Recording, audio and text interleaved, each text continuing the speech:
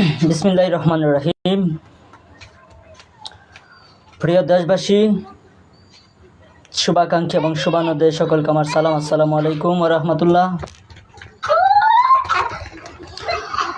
আপনারা আমার টাইটেল দেখতে পাচ্ছেন। আসলে আমি কি বিষয় নিয়ে লাইভে আসছি, আপনারা আজকের এই গুরুত্বপূর্ণ লাইভটি সকলে শেয়ার করে দেবেন। আমরা সম্প্রতি দেখতে পাচ্ছি গোপালগঞ্জে আজকে বাংলাদেশ ন্যাশনাল সিটিজেন পার্টি এনসিপির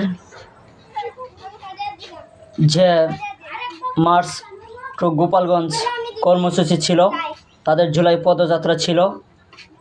এই জুলাই পদযাত্রায় গোপালগঞ্জে স্বৈরাচার সদস্যের কর্তৃক হামলার শিকার করা হয়েছে। আমি আজকে বাংলাদেশ গণশক্তি দল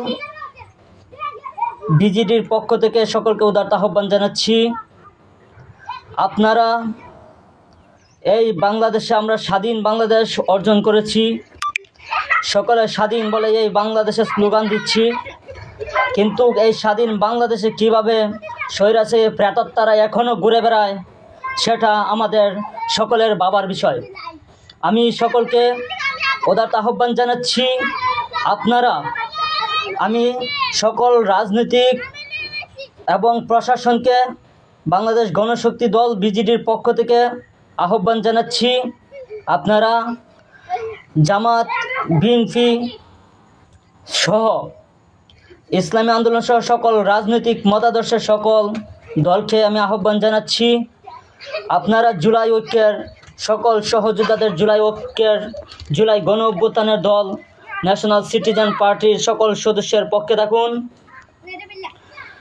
বাংলাদেশ গণশক্তি দল তাদের পাশে আছে, থাকবে ইনশাল্লাহ।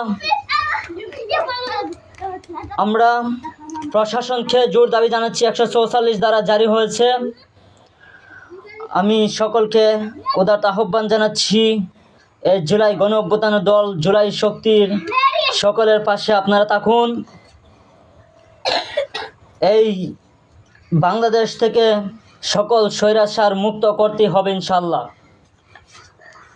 আমি ইসলামী আন্দোলন, জামাত, বিএনপি সহ সকল রাজনৈতিক দলদেরকে আহ্বান জানাচ্ছি, আপনারা জুলাইয়ের ঐক্যের শক্তির পাশে সকলে থাকুন। আপনাদের সাহায্যের হাত তাদের পাশে বাড়ান। আমরা সকলে যাতে আমাদের এই স্বাধীনতা, বারবার স্বাধীনতা খর্ব করা হচ্ছে, আমরা যে স্বাধীনতা অর্জন করেছি এই স্বাধীনতা যাতে আমরা ধরে রাখতে পারি, সেই লক্ষ্যে আপনারা সেই জুলাই শক্তির সাথে আপনারা সকলেই তাদের পাশে দাঁড়ান। আপনারা সকলেই ঐক্যবদ্ধ হয়ে সেই জুলাই ফ্যাসিস্ট সরকারের স্বৈরাচারের সকল দূষরদের প্রতিহত করুন। আমি প্রশাসন থেকে জোর দাবি জানাচ্ছি, আপনারা আরও অ্যাকশনে যান। যে জায়গার মধ্যে 144 ধারা জারি হয়েছে, আপনারা কেন এখনও পিছিয়ে রয়েছেন? আপনাদের হাতে দেশ নিরাপদ। আপনারা যদি এরকমভাবে পিছিয়ে যান তাহলে আগামীর এই বাংলাদেশ গঠন করা কখনোই সম্ভব হবে না। আমি বাংলাদেশ গণশক্তি দলের সকল সদস্যদেরকে জানাচ্ছি, আপনারাও সকলে গোপালগঞ্জের ভাইদের পাশে থাকুন, আপনারা সকলে তাদের পাশে থাকুন। জুলাই শক্তিকে কখনো পরাজিত করতে দেওয়া যাবে না, আপনারা সকলেই তাদের পাশে দাঁড়ান, সেই আহ্বান আমি জানাচ্ছি এবং প্রশাসনের সুদৃষ্টি কামনা করছি। বিশেষ করে সেনাবাহিনী, পুলিশ, বিজিবি সহকারে সকলের প্রতি আহ্বান জানাচ্ছি, আপনারা সকলেই জুলাই শক্তির যে সদস্যরা আছে তাদের পাশে আপনারা দাঁড়ান।